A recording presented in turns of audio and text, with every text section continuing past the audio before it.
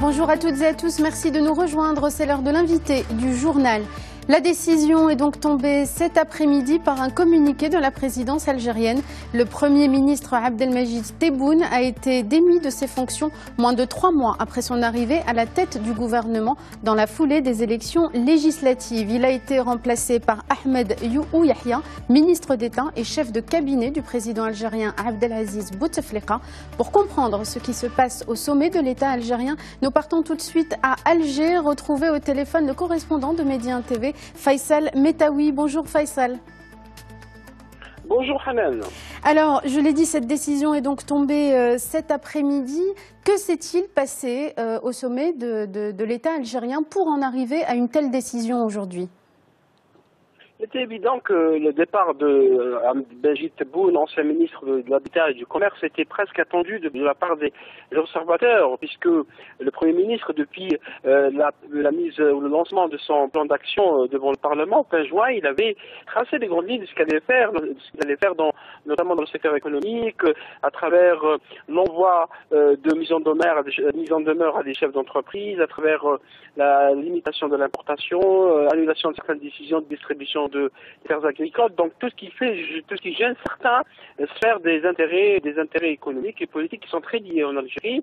Et on a vu comment Ali Haddad, qui est chef l'un des hommes d'affaires les plus proches du pouvoir en Algérie, président du Forum des chefs d'entreprise, a vivement réagi aux déclarations du Premier ministre, accompagné curieusement par la centrale syndicale, c'est-à-dire l'Union générale des travailleurs algériens. On savait donc qu'il y a des différences sur la manière de conduire les affaires du pays, notamment en matière économique. C'est probablement pour cette raison qu'Abdelmajid Tebboune a été porté à quitter le Premier ministère. Alors, ce départ est donc, si on comprend bien, une demi-surprise seulement. Vous le dites, c'était attendu. La presse privée algérienne s'était faite ces derniers jours l'écho des nombreux différends entre le Premier ministre et le chef d'État, notamment aussi avec le milieu des affaires. Est-ce que ce limogeage vient aussi souligner les incohérences particulières entre les milieux des affaires et le pouvoir algérien ? Oui, il y a des incohérences. Et d'ailleurs, le Premier ministre Abdelmajid Tebboune avait dit qu'il fallait séparer entre le pouvoir de l'argent et le pouvoir politique. C'est ce qui a un peu gêné, parce qu'il y a beaucoup d'incohérences, beaucoup d'intérêts. On a vu comment, dans un enterrement d'un ancien responsable algérien qui est Damalek, comment le frère du président, qui est également conseiller, Saïd Bouteflika, s'était approché de Ali Haddad et il souriait dans un cimetière à côté du secrétaire général de l'Union générale des travailleurs algériens, Abdelmajid Sidi Saïd, alors que le Premier ministre était éloigné. Beaucoup de monde a analysé cette photo, cette image qui a été beaucoup commentée sur les réseaux sociaux. On a compris qu'Ali Haddad, qui est un homme assez fort dans le milieu économique et financier algérien, est très soutenu de la part du pouvoir, ce qui explique un peu cet éloignement d'Abdelmajid Tebboune, qui lui est arrivé avec l'idée que l'Algérie devait économiser de l'argent et que certains hommes d'affaires devraient rembourser les crédits bancaires qui ont été pris ces dernières années. Beaucoup n'ont pas encore remboursé, alors que l'Algérie connaît une grave crise financière, notamment après l'effondrement des cours pétroliers. L'Algérie a perdu 70% de ses recettes pétrolières. Donc tout ça fait que le Premier ministre algérien quitte le gouvernement 3 mois après. Moins de 3 mois, c'est du jamais vu pratiquement dans l'histoire de l'Algérie, puisque le gouvernement en Algérie reste au moins une année et demie.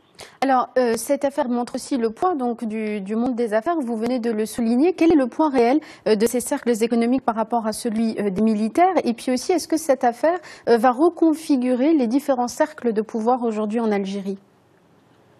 Oui, il y a une émergence, c'est évident, il y a une émergence du pouvoir de l'argent en Algérie. On l'a constaté lors des dernières élections législatives, comment des postes au Parlement ont été achetés, comment les hommes d'affaires et les opérateurs économiques se sont intéressés à la politique.